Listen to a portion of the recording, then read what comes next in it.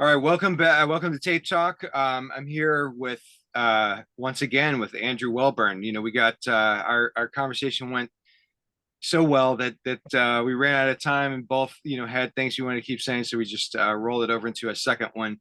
I haven't gotten to the point where I can justify paying for like a premium Zoom account, so I'm limited by the 40-minute thing at this point. You wouldn't be the only one. Yeah. Uh, anyway, so you know, I'll put a link to the first video, the part one, in the description. But generally, the where we left off was we were talking about different decks, like different what are considered the top shelf decks, and their pluses and minuses, the features, like what makes them good, and like why we use the different ones. I was saying that I had kind of made a decision that all around for my purposes of like quote mass producing 8 tracks, the Pioneer had the options that I need, and I mean the recordings they make are great. Are they is Woolen Sock and Akai like a little bit better? Yes, but does it really matter in the scheme of things? Not to me, I don't think. But you have a different story, and so you prefer the Woolen Sock Well, decks, which for, are fantastic. I mean, I prefer the argue. one stack for playback. Um, I actually haven't recorded that many carts through the woolen sack yet, and so I'm not gonna go out and say one is better than the other. I'm not tribal as well. Like I don't care that I'm in one camp or the other, and I don't viciously fight somebody for making a different Right, choice. right, You choose, you make the decision based on what's more practical for you. I know technically the woolen sack um, has a better frequency response and has better internals to it. yeah, And I play back. I mostly play back. I'm not right. recording all the time.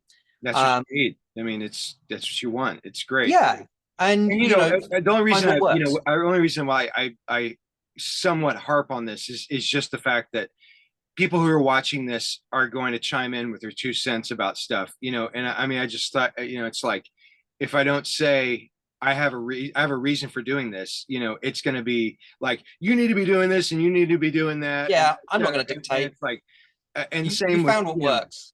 exactly. So, So and one, same with one you. So we're just kind of like trying to proactively answer questions before they're asked. also as well, you have to remember again going back to the types of carts and the types of tape stock that we use.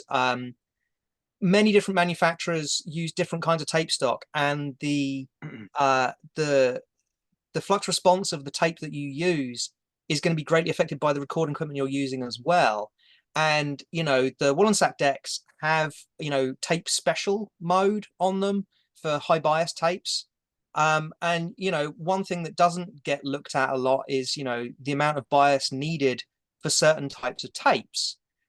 So you'll get, you can have a really good woolen sack deck, but if you put in some crappy tape, it's still not going to sound good anyway. Right. And you've got to find the middle range. You're not using an 8 track cartridge to record CD quality music. You're not trying to compete with an Akamichi Dragon like on a compact Yeah. cassette or something. But you still want the recording to be as clear as Absolutely, possible. I mean, absolutely. and which is why, I mean, honestly, depending on the music, I'll save some. There's some tapes where it's like maybe there's like a rock and roll thing, and like it's not like an electronic project that I need to record, and it's not so important that the high end be just like immaculate, Yeah, but it sounds great. Still sounds clear. You can hear everything, and I'll use that tape because on certain projects, because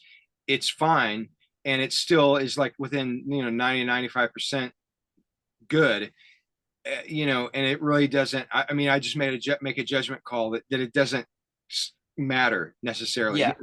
I with reel to reel, I had a project where it was a comedy label that was wanting a bunch of one of their artists have a reel to reel done, or the tapes manufactured. So I used some tape that I knew was like lesser quality, because it's vocal, it's Right. vocal range. I mean, Yeah. the point is not like, oh my gosh, when he used his S's and T's, I heard the crisp, the snap of the T. It's No one it's cares about that. it's like you're talking about a stand-up comedian talking to an SM58 microphone on a stage, uh, Yeah.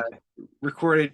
So I mean, I like certain projects where I can, cherry pick certain things, that's like, oh, this is so good. Like, um, I have, let's see, what is it? Oh yeah, I got really excited. I had a project where I had to make a bunch of tapes that were just like 8 minute, program length, and I was like, oh, thank God, all these fucking eight minute program length tapes that I've had for years and years are just accumulating. That nobody wants. It doesn't work with anything. Now I can finally use them. Use them up. Yeah. Well, so, you know, another thing that people don't seem to realize as well is when you're recording on a home deck, you're already above the quality of all the mass-produced tapes from the mid 70s onwards that were all Good mid high-speed 70s, dubbed. not the mid 60s to late 60s, right? Yeah, Yeah, the 60 tapes are amazing because they were at one-to-one speed. They had amazing quality tape stock that they were using. But most late 70s stuff is garbage. When you do a side by side and you record on your home deck from a CD or even from a digital source like FLAC or something like that, um, the mere fact you're running at one-to-one speed gets you to like really impact that audio on that tape.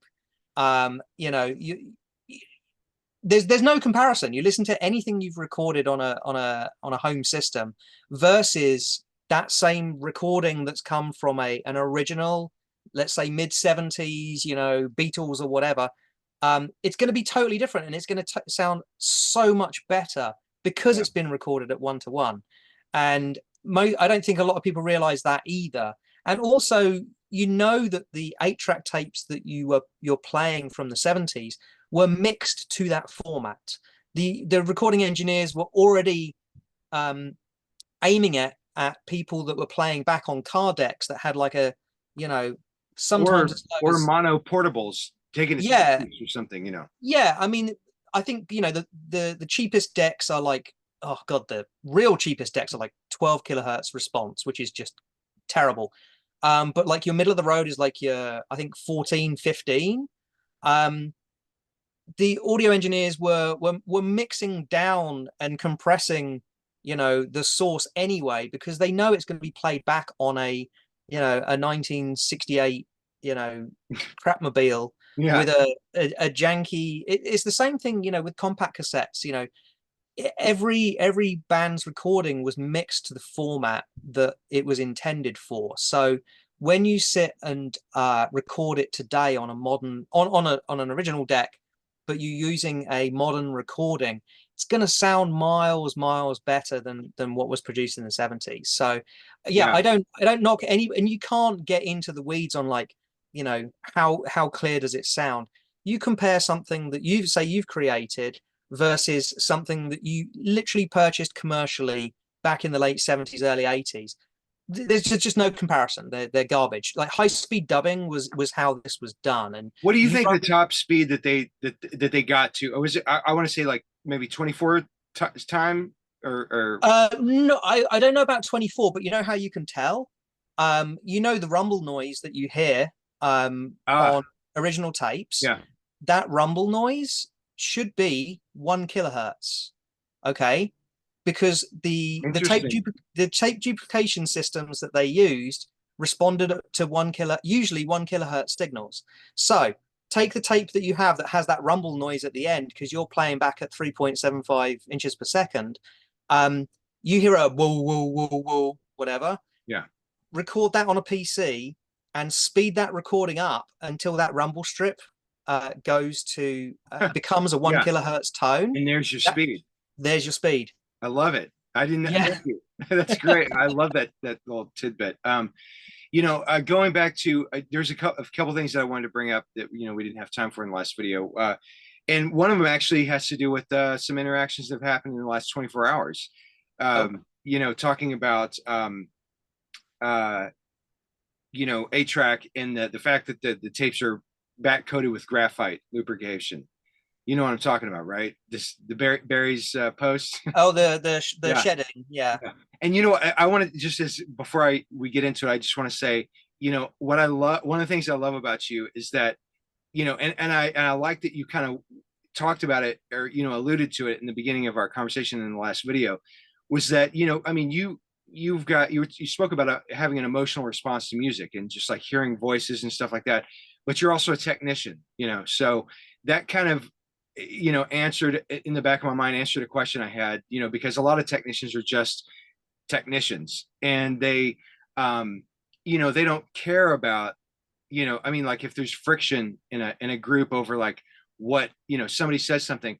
But what I've always appreciated about you, and I have the same thing, I feel like, I mean, you can correct me if I'm wrong, but I have kind of an OCD where if I see somebody saying something that's not, where it's like misinformation or it's, not exactly right, I mean, it's like an itch I've got to scratch. I've got to say something about it. I've got to jump in there and, try to just say like, okay, I think that what you're saying is more based on some kind of a password popular opinion that is caught on and become, like, oh, that's, this is what I think, but it's based on like what a lot of people have been saying, this is what I think. And then you're like, where did this come from? And It's it's like like that echo bothers chamber me. facts. That, It's yeah, like, that, yeah. yeah, it really bothers me. And it's like, because it's like, I'm not okay with just letting that stuff just settle because it adds to it. And I'm going to be like, if I come off like an asshole, whatever, but at least, let it be known that, I made a little protest. And I kind of feel like you do a little bit of the same thing. The thing is, there's any hobby, and I bounce between various groups. I always have done. Um, there's certain understandings, and there's certain tenets that get repeated, and there's nothing wrong with challenging those tenets. From my technical standpoint, is like, so if something doesn't feel right to me, I'll be like, well, test it. Like, how is it? Is that tenet correct because that's what I've observed, or is it because that's what I'm repeating what everybody else has said? And I'll never do that. I've have thousands and thousands of 8-track tapes, and I've gone through thousands and thousands of super obscure stuff. Yeah. I know every single tape. I don't think there's a type of 8-track car I haven't owned so far. Maybe one of the super mini ones. I haven't had one of those. So when people are like, oh, there's it's shedding, there's a bit of shedding in here, and I'm like, oh, that's going to ruin your recording. Like, no, I've also restored carts, and then you play them back, and you've gone through like 4 times. I pull them out, like black capital carts are often like this.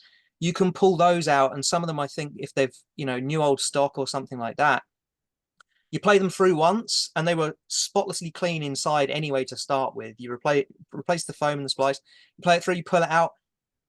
It's just raining graphite out of the front of it, and the deck is just filthy. You have to stick your hand in there and clean it all up. And you're like, this was like a new tape. Like, why is it doing this? It's like, oh, there's some kind of problem. No, I mean, it's just sat there crusty for many years and it's shedding off. But But again, I should jump in. Of course, you'd agree that that's that particular stock. That's not the rule for all absolutely, back coated tape. And see, people, they tend to start thinking like this is the rule for everything. If this happened one time, this is what happens all the time, which yeah. it doesn't, And and it's the same with like running the tape over the rear posts in a cartridge. That I was going Everyone to say, yeah. everyone's like, oh, you've got to take it off the posts because it'll shed, and it'll. No, they don't. No, they don't. They really don't. Like, practical experience has shown that's not true. Therefore, I'm not going to perpetuate the myth of not running, of taking it off of the rear post just because somebody says that'll cause shedding. No, it doesn't. Like, Yeah. you open. You open the cartridges. Yeah. There's no shedding in there. And like, it's not my experience with that is that I've done I did a run of I've done some projects where I've had to duplicate, for an artist that was doing a release, um, and it was like very long. I mean, I want to say, what is it?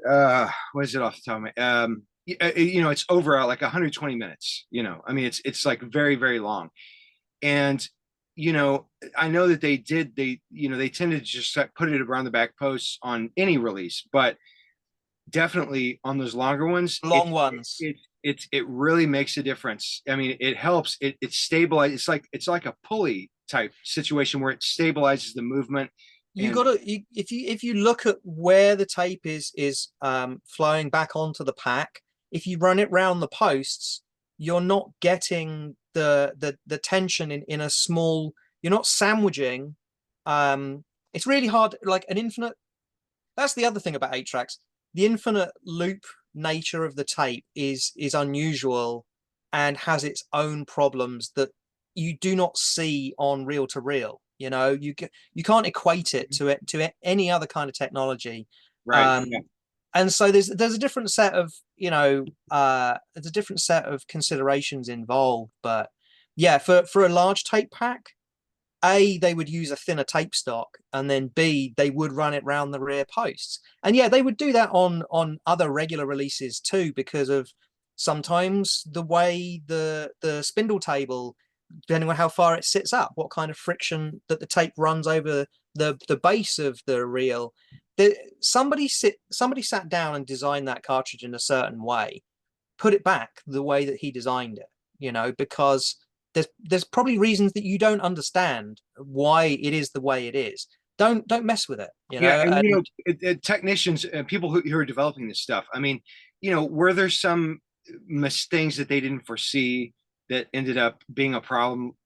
40 years later, sure. But sure. in general, they were much smarter than we are. I mean, Yeah. they were people who were just like, "Hey, I'm an engineer. I need a mixing desk, for this.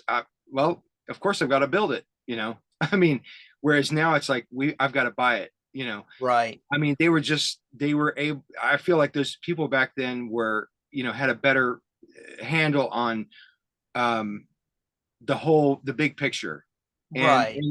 I lean toward trusting their judgment more than doubting it.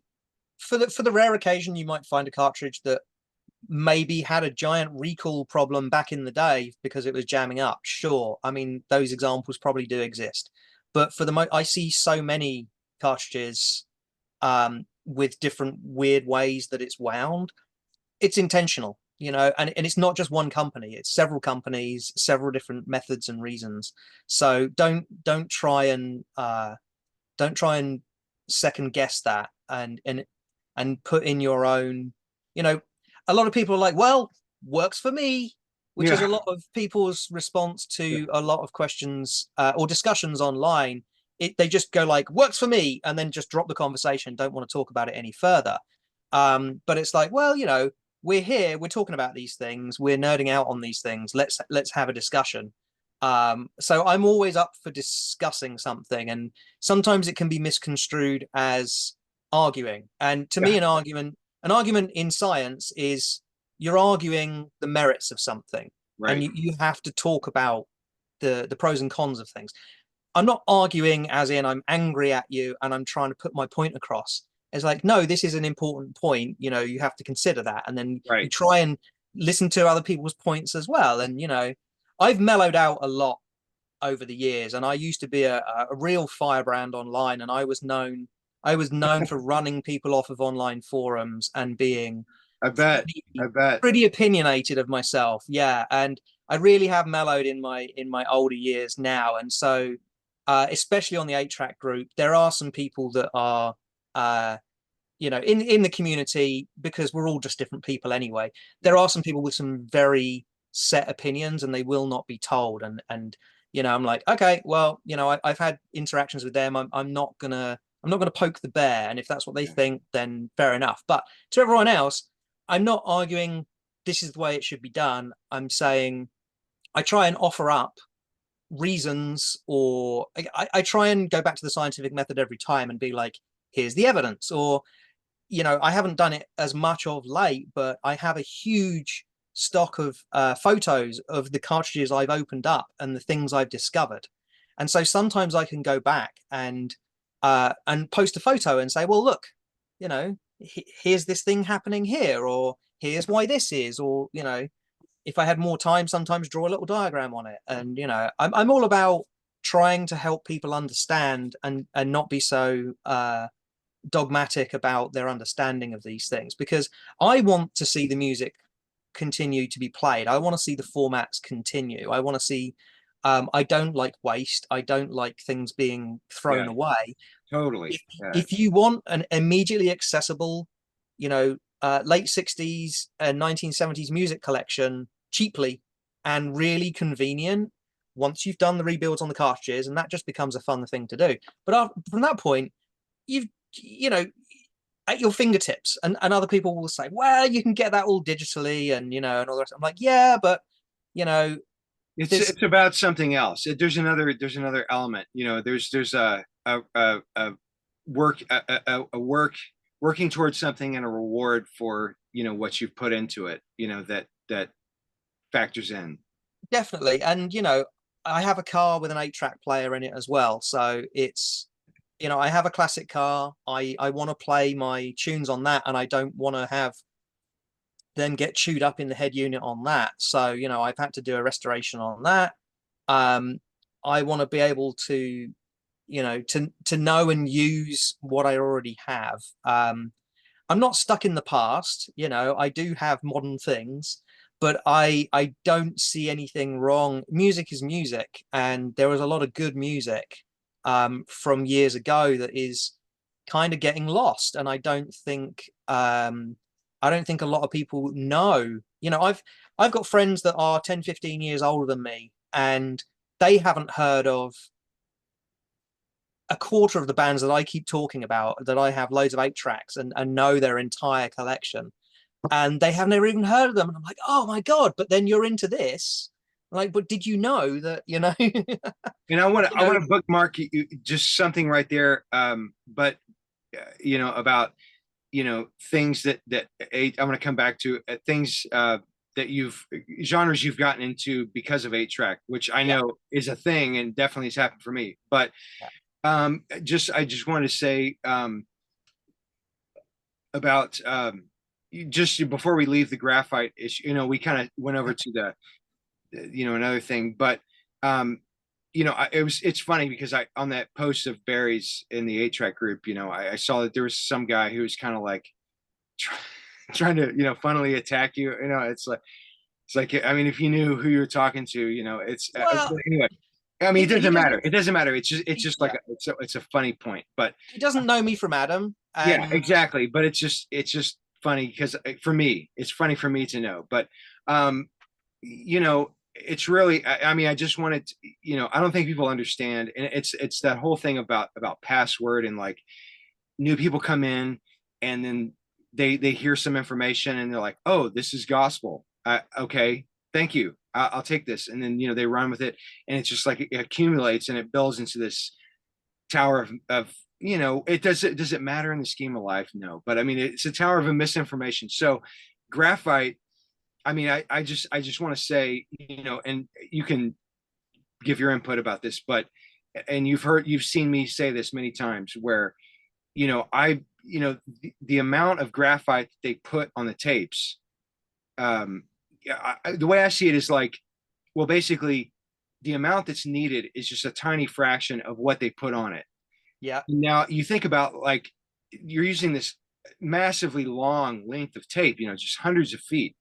And you know, what are you going to do? You know, I mean, it's like, oh well, you know, our research has shown that we only need this tiny amount, so let's just put a little amount sparingly across the back. No, you know, I mean, they're going to, and it's the 70s, you know, they're not worried about raw materials going out of stock, you know, so they're slathering it on basically. And you know, so now it's like, you know, some adhesive was better than others. You know, you'll play some tapes and there's zero graphite shedding. yeah, It's like, you nailed it, buddy, way to yeah. go. Other time, It could be a bad day at the factory, you know, yeah, the I'm setting was engaged. too high on the You play a machine. tape and it's like, just, it looks like Yeah, somebody's losing all their hair at once. Yeah. And also But even storage then, storage even conditions over the years, like the binder that holds the graphite to the backing tape. You get binder breakdown on the front that we know about, on other tapes. It's not affected on 8 tracks, but the binder for the graphite on the rear can also break down itself just through storage. So two tapes that left the factory, and one you could say today, oh, still sounds amazing, you did a great job. But then the other tape that had a hard life or was sat in a cupboard and not exposed to oxygen or playback for 40 years, and then you play it and it just starts shedding like crazy because it's broken down and chemically in a different way. yeah. There's so many moving variables, you don't know really what causes it, so you can't draw a general rule and say what it should or shouldn't be or how it should be. Well, I But mean, and tell me what you think. I mean, this is my assessment: is that even in the worst graphite shedding situation, um, to me, that's just like nothing in the scheme of like what is necessary for the tape to operate properly. yeah, It's like, and so what I chimed in. I don't even know if you saw my comment. I tagged you in it, but just saying like Andrew is that absolutely correct. But then I went on to say that what I do is I actually clean the tapes, which is I'll take a foam square, two foam squares that are cut to the size of the two tape holes. I'll put one on the front in the tape, the part of the hole that goes over the head, and kind of like strap it in with a piece of tape, and then put one underneath that it goes where the sensor is. And then I'll run it through 3 or 4 times. And especially in a situation where the shedding is getting on the top of the tape and it's affecting the track, it's triggering the sensor. It's like causing it either to auto stop in the middle of, it's like, or it's causing it to change programs. so that's a pioneer thing. That's a pioneer thing. Um, their tape their tape pickup must Overly be, sensitive. Is that what you're saying? yeah, because Okay. I've never had mistriggering on a woolen sack. So yeah, but they're done differently. The Pioneer, because the length of the foil tape on 99% of players. Well, no. I'm talking about graphite buildup on the tape, not Yeah, the foil, right? right. So Okay. I am diverging. I tend to do Oh, that. no, it's Um, okay. I just want to make sure. but when the tape passes over the tape change head, most systems just have two contacts. They have 12 volts running over it the whole time, and it just operates a solenoid, and the solenoid will clunk and come on for the length of the tape. All right. Pioneer decks don't do that.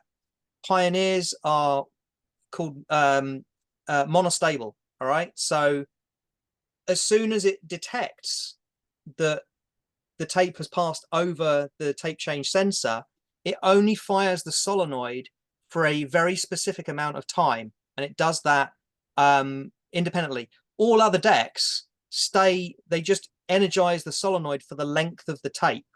So when you run a tape through with a foil splice that's this big on a Wallen sack, it'll go clunk clunk. But you run an MCA tapes that have ridiculously long foil splices. Yeah, yeah, You run one of those through, and they'll go clunk clunk.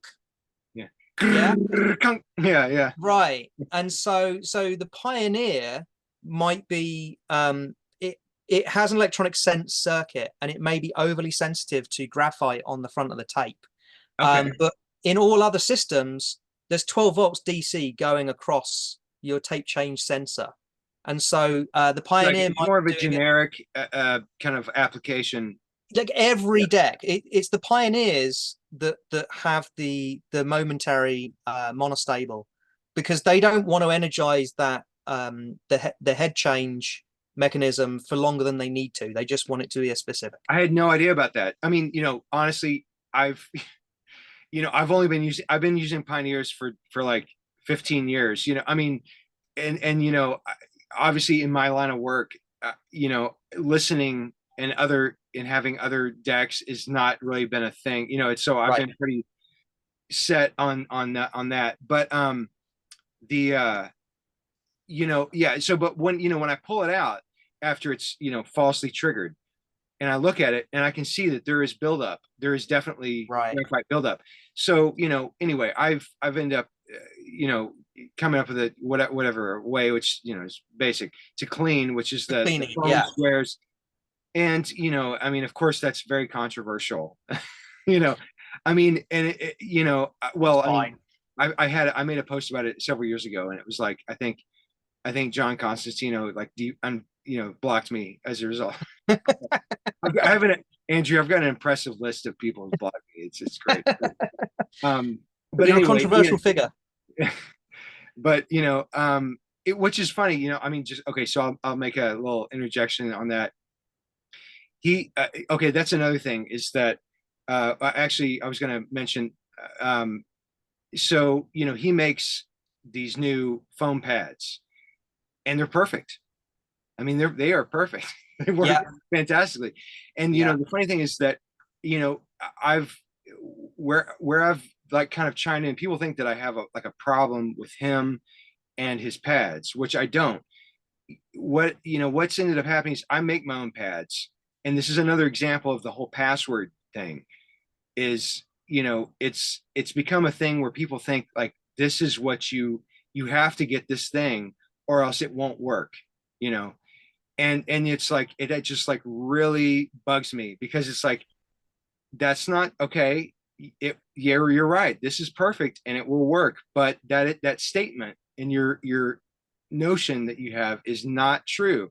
And so I've had people that I've made customs for, and they'll say that they got the tape, opened it up, and you know, replaced the foam pad with, you know, one of John's. And you know, I was just like, I was just thinking to myself, God damn, I wish I just like glued the entire shell so they would have to just fucking ruin the tape in order to in order to get it out. I mean, and they were like, I just had to do it because that's, you know, I had to, you know, they just see that and they think that's not going to work. I'm like, well, did something malfunction? yeah. No, but you know, I just or you know, no, or I just had to do it before I even tried it.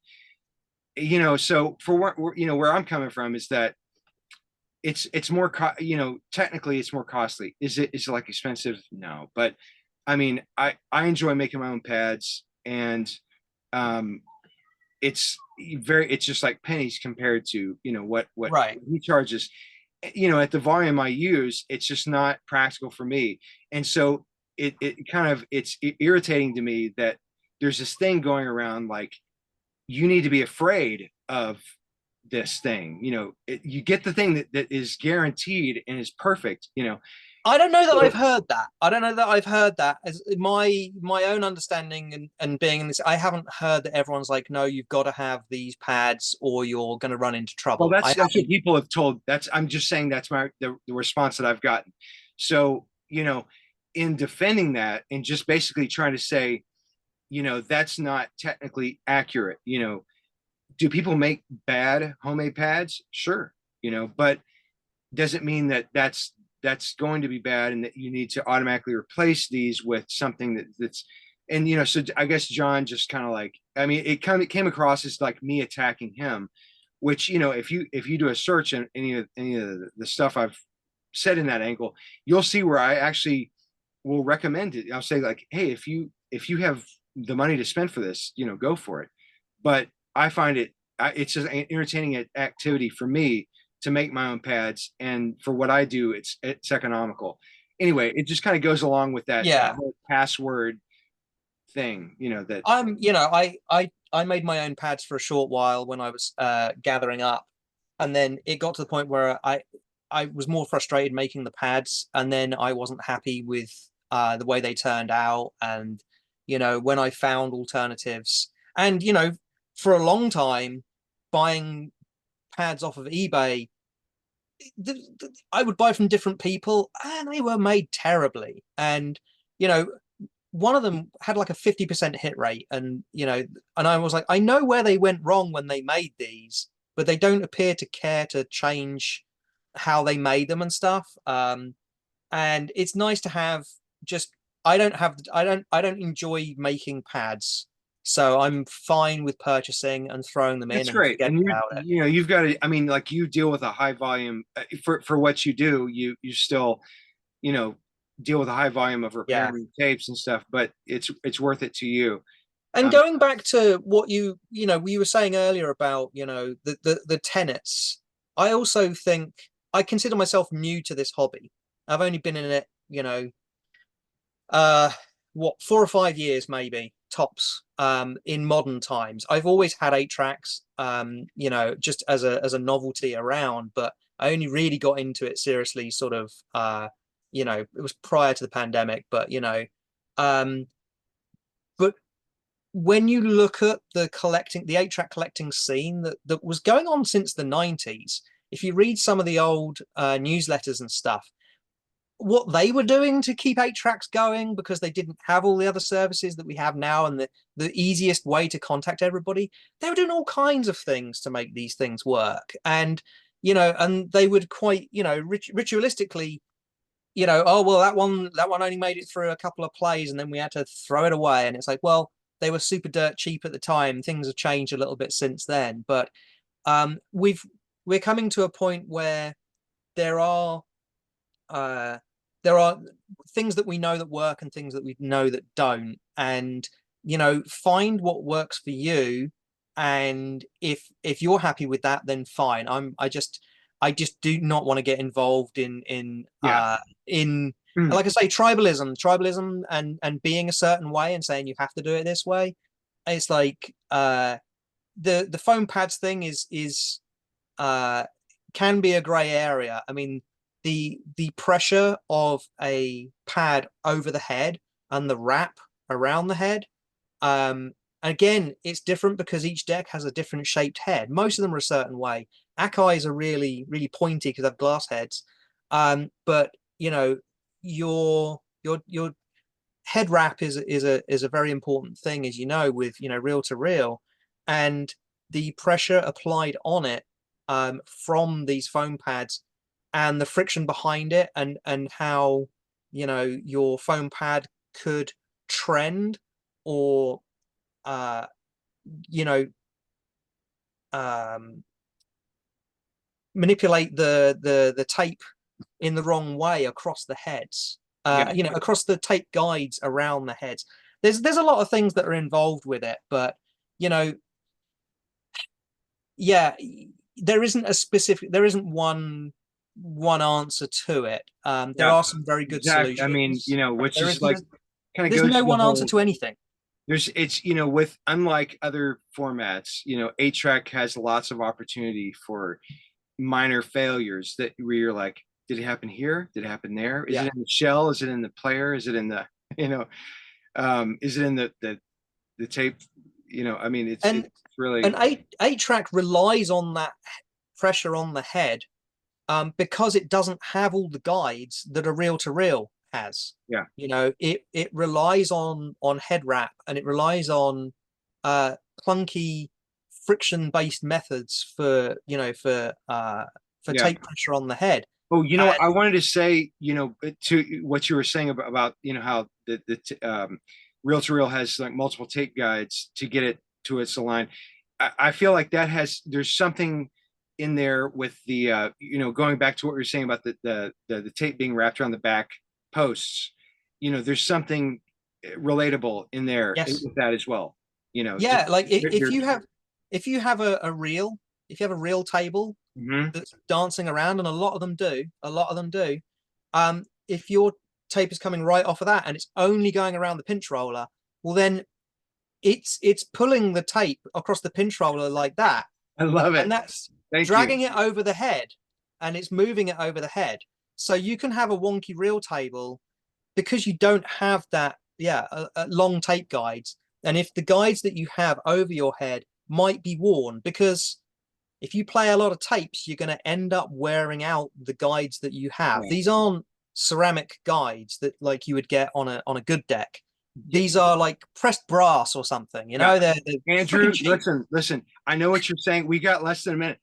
We're gonna have to do it later date. We're gonna do another video, but Let's do it this again. There's so is many more things to talk amazing. about. So it's so much fun. Thank you. We have to